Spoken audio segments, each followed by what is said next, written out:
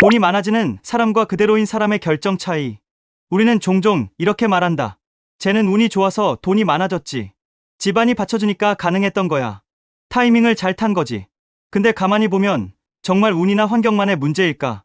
주변을 오래 지켜보면 묘한 공통점이 하나 보인다. 돈이 많아지는 사람과 몇 년이 지나도 제자리에 있는 사람은 결정하는 방식이 다르다. 능력 차이보다, 정보 차이보다 결정의 차이가 더 크다. 첫 번째, 돈이 많아지는 사람은 결정의 무게를 안다. 돈이 많아지는 사람들은 사소해 보이는 선택을 가볍게 넘기지 않는다. 커피 한 잔, 구독 서비스 하나, 카드 할부 한 번 같은 것도 별거 아니지로 넘기지 않는다. 왜냐하면 그들은 안다. 돈은 한 번의 큰 결정으로 바뀌는 게 아니라 수백 번의 작은 결정이 쌓여 만들어진다는 걸.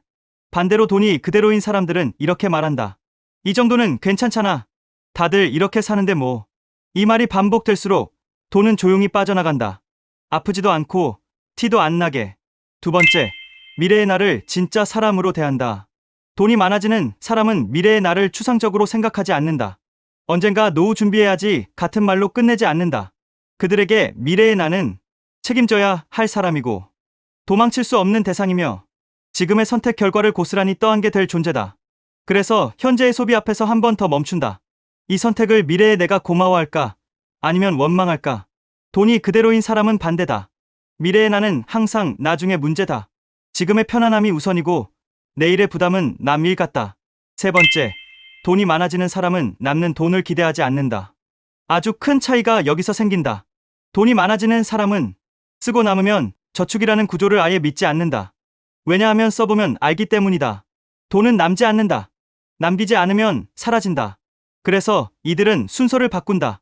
먼저 떼어놓고 남은 돈으로 산다. 반대로 돈이 그대로인 사람은 늘 말한다.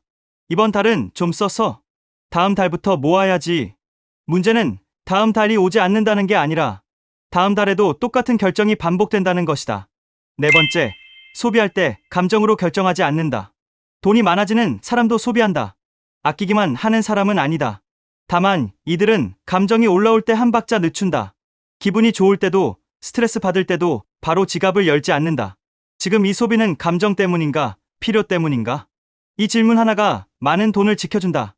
반면 돈이 그대로인 사람은 힘들어서 열심히 살았으니까 오늘은 괜찮겠지. 이런 말로 소비를 정당화한다.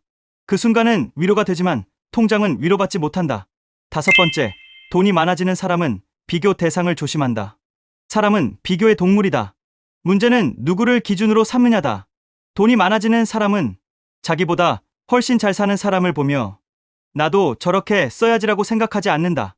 대신 이렇게 생각한다. 저 사람은 어떤 선택을 했길래 저 자리에 갔을까? 반대로 돈이 그대로인 사람은 소비에서만 위를 본다. 차, 집, 여행, 시계, 옷. 비교는 계속되는데 자산은 따라가지 못한다. 결국 만족은 줄고 지출은 는다.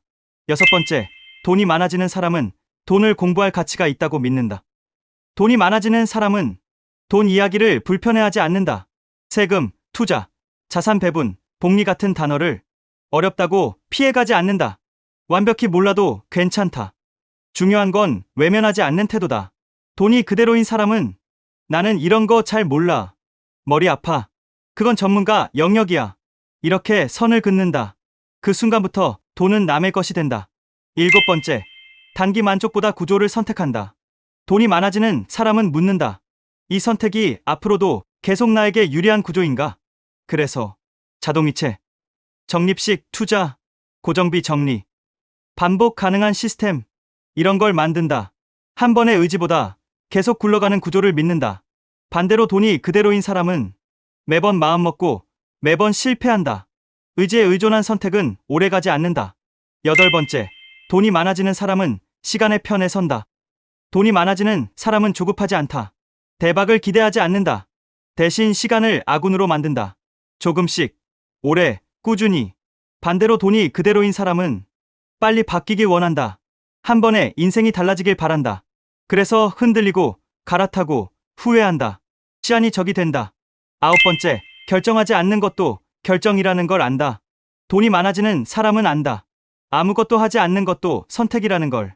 가계부를 안 쓰는 것도 선택이고, 투자를 미루는 것도 선택이고, 현실을 외면하는 것도 선택이다. 그리고 그 선택의 결과는 언젠가 반드시 돌아온다. 돈이 그대로인 사람은 아직은 때가 아니야라고 말한다. 하지만 때는 저절로 오지 않는다. 10번째, 돈이 많아지는 사람은 결국 태도가 다르다. 마지막으로 가장 큰 차이는 이거다.